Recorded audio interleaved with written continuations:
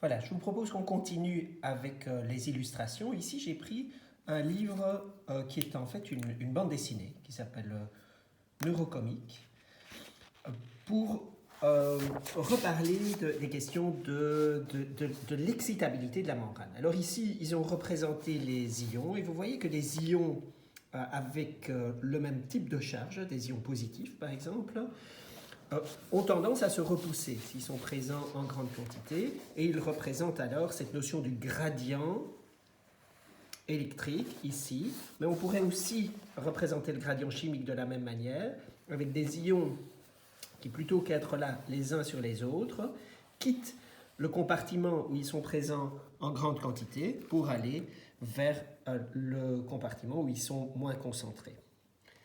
Alors, il représente aussi dans ce livre la pompe à ions qui va rétablir les concentrations en reprenant les ions contre leur gradient. Et vous vous souvenez que ceci coûte de l'électricité.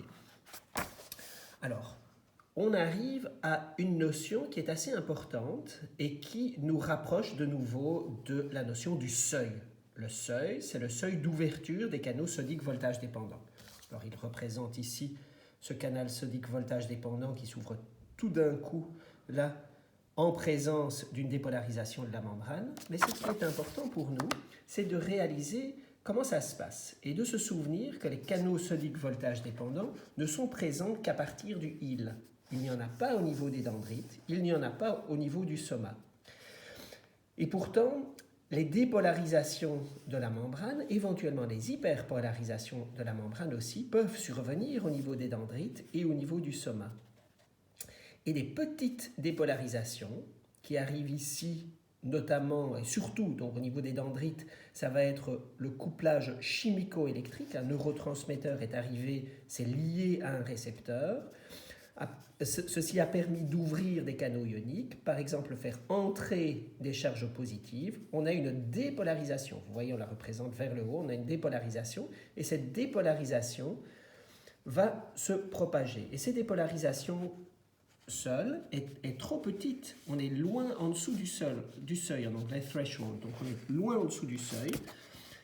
Si on avait seulement cette dépolarisation-ci, on serait aussi en dessous du seuil. Mais si cette dépolarisation-ci et celles-là peuvent s'additionner au niveau du hile, alors on est déjà plus près du seuil. Mais vous voyez qu'on est déjà en dessous, on est encore en dessous, donc on est dans le rien du tout ou rien. Et si on a la première, la deuxième et la troisième qui s'additionnent, et qu'on se rapproche encore du seuil. Alors imaginez s'il y avait ne fût-ce qu'encore un petit peu, on arriverait au seuil. Et une fois qu'on est au seuil, on aurait le potentiel d'action, action potential, nous disons PA. Donc vous vous souvenez, cette dépolarisation, ici ça a été la somme de dépolarisations qui sont arrivées jusqu'au hile.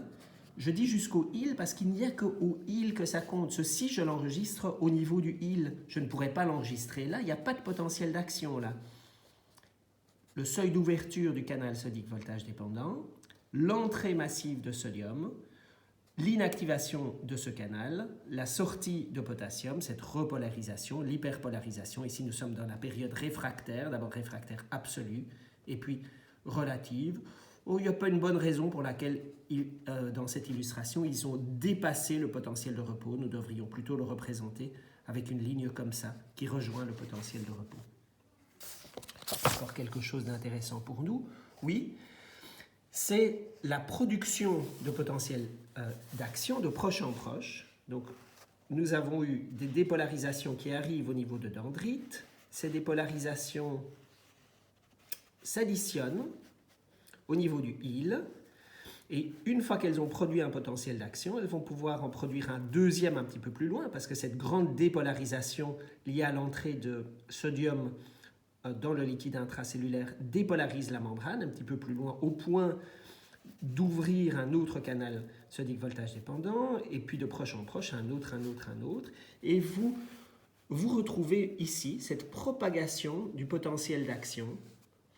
Quand les portions sont myélinisées, on parle même vraiment de saut d'une portion où il y a des canaux sodique voltage dépendants à l'autre jusqu'au jusqu'à la terminaison axonale, jusqu'au bouton synaptique, ce sont des synonymes, où cette dépolarisation favorise l'entrée de calcium qui active le système SNER, qui va favoriser la fusion des vésicules de neurotransmetteurs avec la membrane et la libération de neurotransmetteurs dans la fente synaptique.